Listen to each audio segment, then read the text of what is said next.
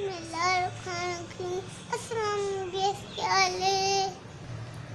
भी शॉर्टकट हूँ ना, नाश्ता करूँगा। मेरे अम्मी मज़ेदार पराठे बनाती हैं, आपसे भी शेयर करती हूँ। अगर वीडियो अच्छी लगे तो लाइक करें, शेयर करें और अच्छे कमेंट करें। अल्लाह हाफ़िज़। पाकिस्तानी जिंदाबाद।